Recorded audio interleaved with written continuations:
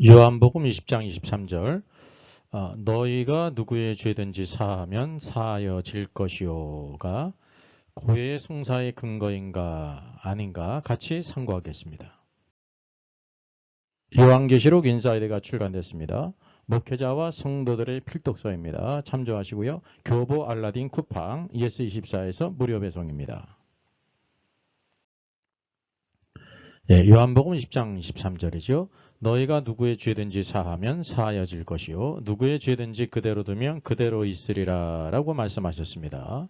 그 고해 성사라는 거는 이제 그리스도인이 자신이 지은 죄를 진심으로 뉘우치면서 사죄, 신부를 통해서 하나님께 죄를 고백하고 용서의 은총을 받는 성사입니다. 카톨릭의 중요한 교리죠. 그래서 이 사자들에게 죄를 고백하는 것, 천주교의 고해 성사의 근거인가라는 것입니다. 이게 하나님이 있고 죄인이 있죠.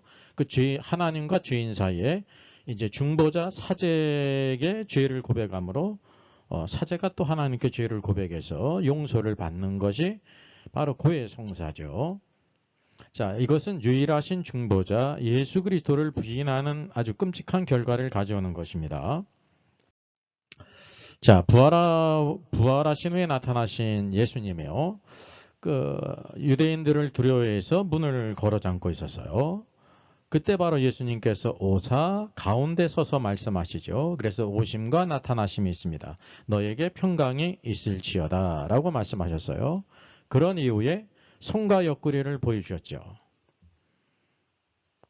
십자가에 죽으신 그 주님이 바로 부활하셨다는 증거를 보여주었습니다. 제자들이 주를 보고 기뻐했습니다. 그리고 제자들에게 말씀하시기를 아버지께서 나를 보내신 것 같이 나도 너희를 보낸다라고 했습니다. 여기서 예수님은 구속의 역사를 이루기 위해서 아버지께로부터 보냄을 입은 분으로서 사역했다는 것을 알게 되고요. 구속의 역사를 완성하신 후에 이제 제자들을 사도로 보내시는 것입니다. 그래서 이 말씀을 하시면서 이렇게 숨을 쉬하고 내쉬면서 성령을 받으라 라고 말씀하셨습니다. 그래서 이것이 현재형이기 때문에 그때 바로 성령을 받은 것입니다. 그런 이후에 누구의 죄든지 사하면 사여질 것이요 누구의 죄든지 그대로 두면 그대로 있으리라 라고 말씀하셨습니다. 흔히 이것을 카톨릭에서는 고해 성사의 근거로 삼는다는 사실입니다. 우리가 이것을 성경적으로 퀴즈하게 되면 과연 그런지 아닌지를 누구든지 다 규명할 수가 있습니다. 자, 죄를 사하는 권세가 있음을 말씀하셨습니다. 여기 너희가 라는 것은 제자들을 가리키죠. 근데 만약에 이것이 죄를 사하는 권세가 제자들에게 12명의 제자들에게만 있다고 한다고 하면 오늘날 우리와는 전혀 관계가 없지 않습니까? 그러므로 이것이 개인적인 것이 아니라는 것을 우리가 알게 되는 것입니다. 여기 제자들은 교회를 대표하지 않습니까? 그리고 이제 제자들이 보냄을 입은 자 사도로 세움을 받아요. 그래서 이제 새 하늘과 새 땅, 새 예루살렘을 보게 되면 새 예루살렘의 그 성곽의 기초 속에 누구의 이름이 기록되어 있냐면 12사도의 이름이 기록되어 있습니다. 12사도는 바로 신약의 교회를 대표한다는 것입니다. 그리고 그리스도는 교회의 머리이십니다. 교회는 그리스도의 몸이죠.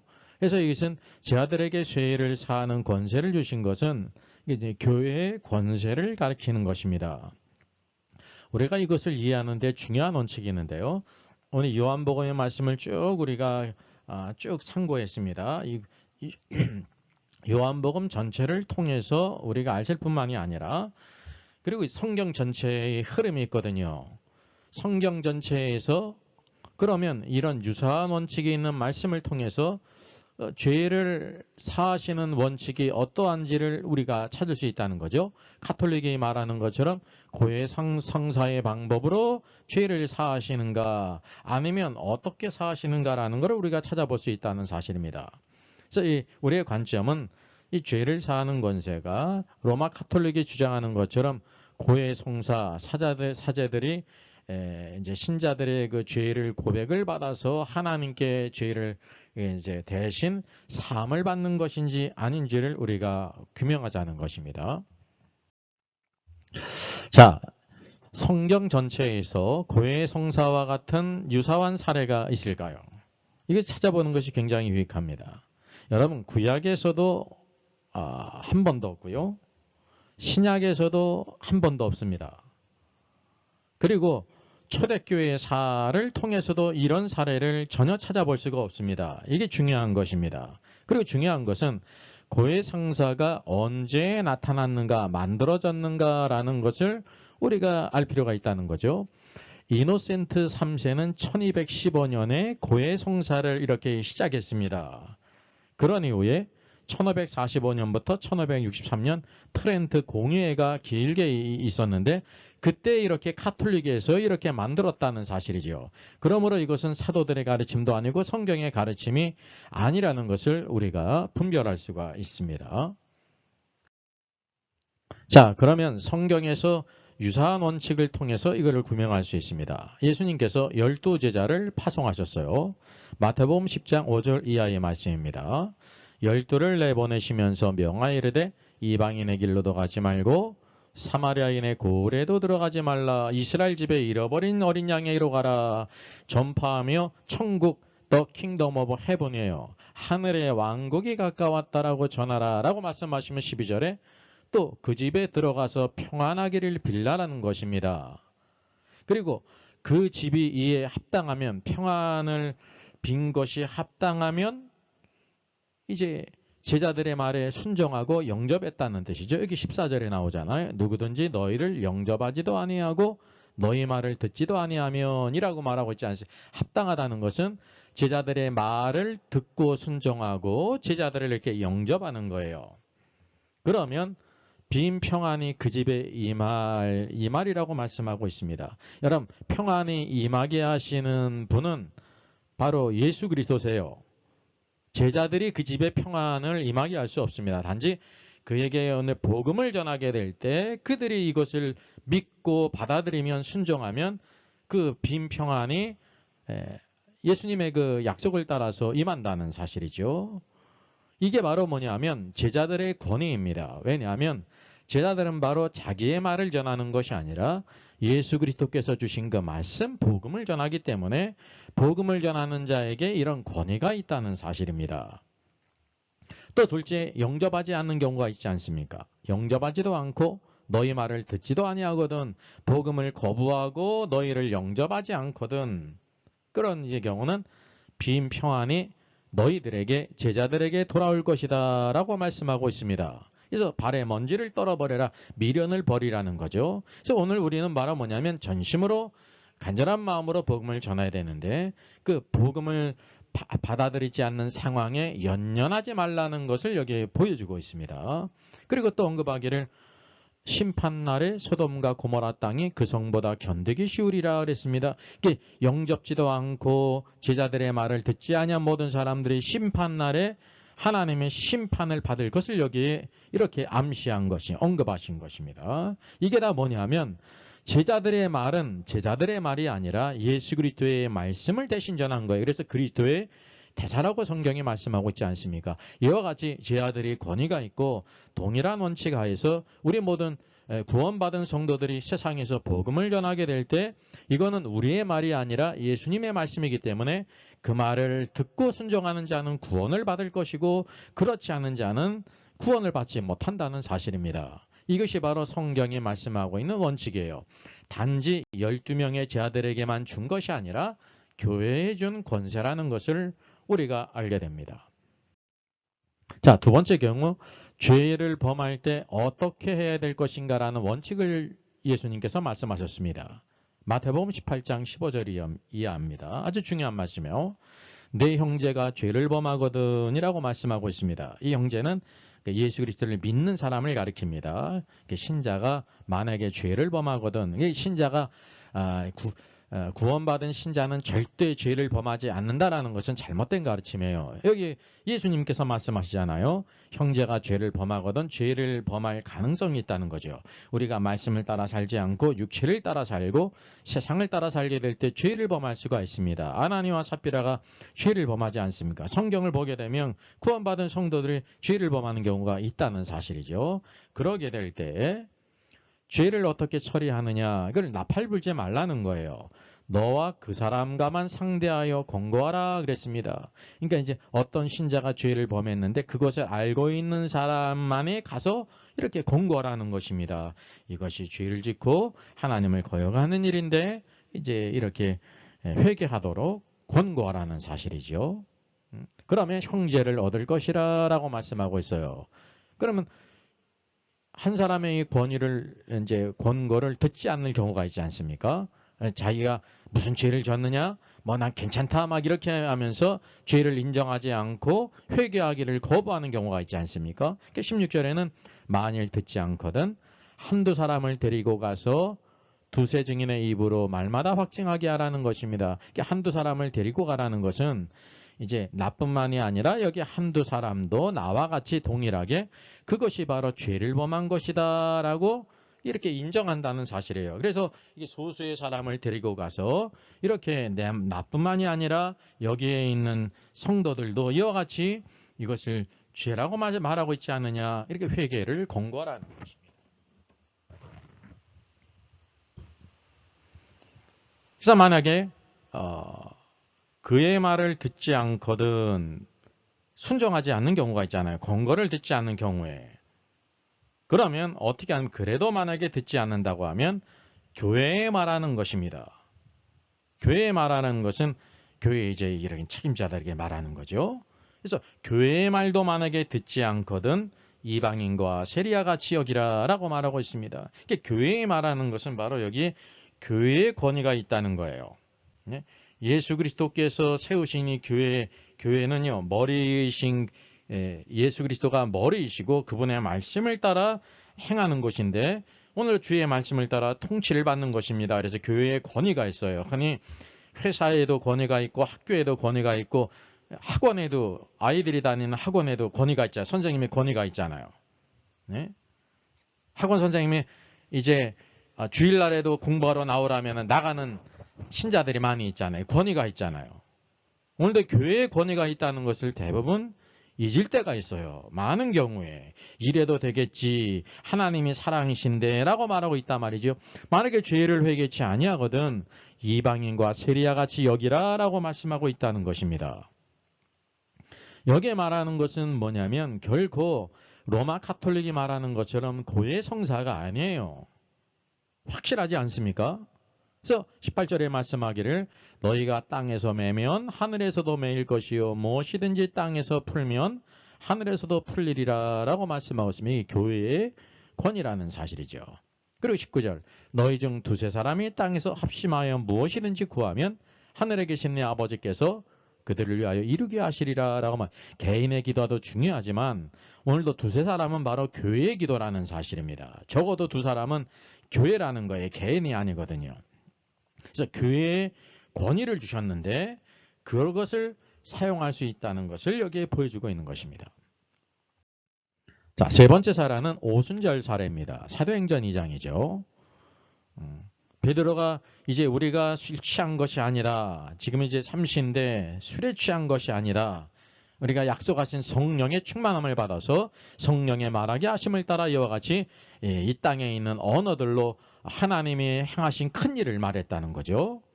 그래서 그들이 이 말을 듣고 마음에 찔렸습니다. 예수 그리스도께서 십자가에 죽으시고 사흘 만에 부활하시고 승천하셔서 약속하신 성령을 주신 것을 이제 베드로가 증거하게 될 때 이 말을 들은 유대인들이 마음에 찔림을 받았다는 사실이에요. 마음이 찔려있어요. 그리고 뭐라고 말했습니까? 형제들아 우리가 어찌할꼬 화시알위두라고 말했습니다. 이게 바로 오늘도 이 죄를 깨닫고 느끼기 때문에 어찌할 거라고 하는 인격적인 반응이 나왔다는 것입니다. 그래서 베드로가 너희가 회개하여 각각 예수 그리스도의 이름으로 세례를 받고 죄사함을 받아라. 그러면 성령의 성물을 받는다라고 말씀하고 있습니다.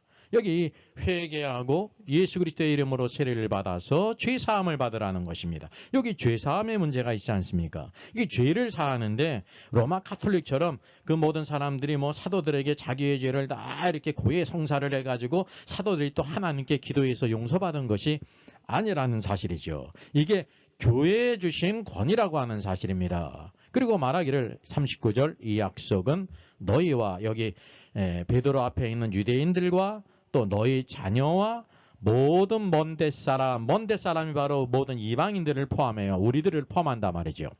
곧 주 우리 하나님이 얼마든지 부르시는 자들에게 하신 것이라. 여기 부르심을 입은 자들은 바로 에클레시아, 교회라는 사실이죠. 오늘도 우리가 구원받은 모든 성도들 교회가 죄사함을 받는 것이 고해 성사를 한 것이 아니라는 사실이죠. 우리가 회개하고 예수 그리스도의 이름으로 세례를 받으면 죄사함을 받는다는 사실입니다. 이게 죄사함을 받으라는 것은 바로 어떤 개인에게 주어진 것이 아니라 교회의 권이라고 하는 사실이죠. 그래서 패역한 세대에서 구원을 받으라라고 증거했어요. 선포했단 말이죠. 그래서 그 말을 받은 사람들은 다 세례를 받았습니다. 세례 받은 사람은 어떤 거냐면 자기 죄를 깨닫고 우리가 예수 그리스도를 과거에 죽였는데 그분이 바로 이단자가 아니라 하나님의 아들을 메시아였다는 사실입니다. 그 죄를 깨닫지 않았습니까? 마음에 찔림이 있고 그래서 죄를 회개했어요. 마음을 돌이켰어요. 그들이 죄를 범했음을 깨달았어요. 하나님 앞에서. 그리고 세례 침례를 받았단 말이죠. 이게 로마서 말씀에서 있는 것처럼 이 침례 세례는 이제 옛사람은 그리스도와 함께 죽고 그리스도와 함께 다시 산다는 것입니다. 그래서 마가복음의 마지막 말씀은 믿고 세례를 받는 자는 구원을 얻으리라 말씀하고 있어요. 여기 동일하게 오순절날 구원받은 모든 사람들이 믿지 않았습니까? 믿었기 때문에 세례를 받았죠.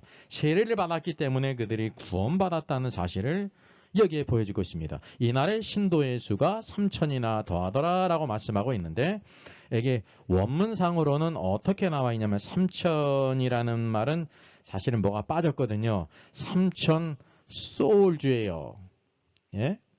소울주라는 말이 있어요. 3,000 혼들이 3,000 혼이 더해졌다라고 말씀하고 있습니다. 혼은 바로 지정이 아닙니까? 인격적인 존재. 그들이 바로 죄를 깨닫고 말씀을 듣고 죄를 지적으로도 깨닫고 마음으로도 느끼고 의지적으로 그렇게 이제 회개하고 세례를 받았다는 사실이죠. 이 모든 것이 고해 성사라는 것은 우리가 찾아볼 수가 없어요. 예수님께서 부활하신 후에 말씀하신 것 죄를 사하는 권세를 주셨는데 바로 첫 번째 사례가 사도행전 2장 아닙니까? 그런 것을 찾아볼 수 없다고 하는 사실이죠. 믿는 사람은 다 세례를 받았습니다. 그래서 사도들은 믿는 자들의 죄의 사함을 이렇게 선포했어요. 이게 교회에 주신 것을 선포한 것입니다. 결코 천주교회, 로마 카톨릭의 고해 성사가 아니라는 것을 우리가 분별할 수가 있습니다. 구절을 생각만 해도 11세기, 12세기 수도사며 성자로 불린 베르나르에서 작사되었습니다. 영국 태생의 성직자이며 찬송작가인 에드워드 캐스웰에 의해서 발췌 번역하게 됐습니다. 찬송 속의 그리스도의 저자 샤프 박사는 이 찬송시를 가리켜 중세시대의 찬송 중에서 가장 복음적이고 아름다운 찬송이라고 격찬했죠. 이 찬송시가 쓰일 당시는 교회의 암흑기였습니다. 그 당시 중세교회는 세속에 들어 영적으로나 도덕적으로 매우 타락한 상태에 있었죠. 이 곡은 그렇게 어두운 상황 속에서도 항상 구주만을 생각하며 회개하고 기쁨과 소망을 찾았던 작시자의 간증적 고백입니다.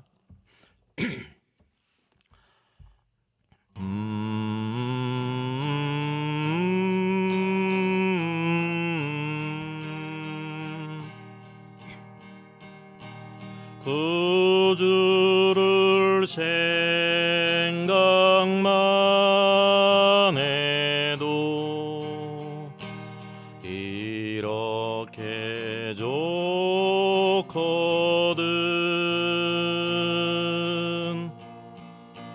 주 얼굴 배울 때에야 얼마나 좋으랴.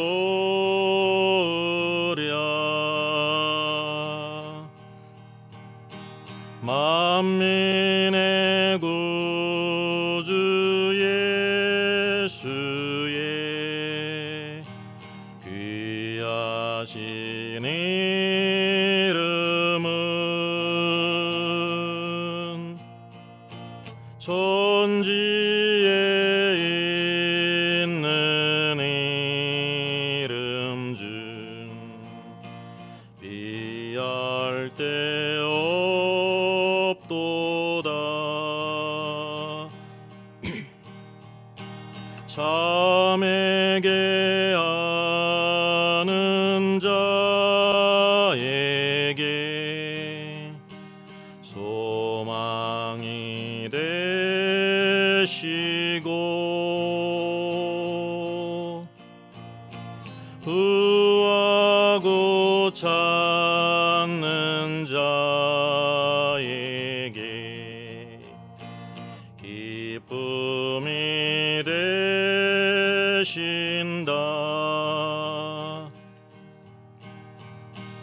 예수의 넓은 사랑을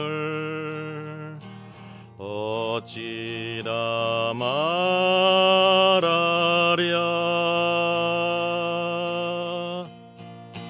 주 사랑받는 사람만 그 사랑 알도다. 사랑의 구주 예수여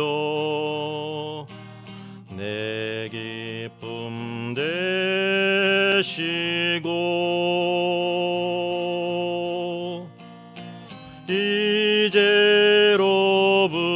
이제로부터 영원히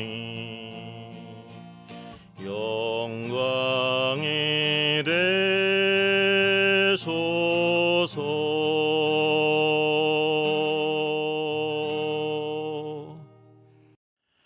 Our Father in heaven, hallowed be your name. Your kingdom come, your will be done on earth as it is in heaven. Give us today our daily bread. Forgive us our debts, as we also have forgiven our debtors. And lead us not into temptation, but deliver us from the evil one. For yours is the kingdom, and the power, and the glory, forever. Amen. 예, 저의 저서를 소개해드리겠습니다. 계시록과 다니엘서의 전반적인 조망을 다룬 때를 알라 주님이 오신다가 있고요. 또 구원 탈락인가 거짓 신자인가가 있습니다. 워킹 바이블 정기 세미나 매월 첫 주일에 있습니다. 다음 달은 5월 5일에 있습니다. 신청자 같이 참석할 수 있습니다.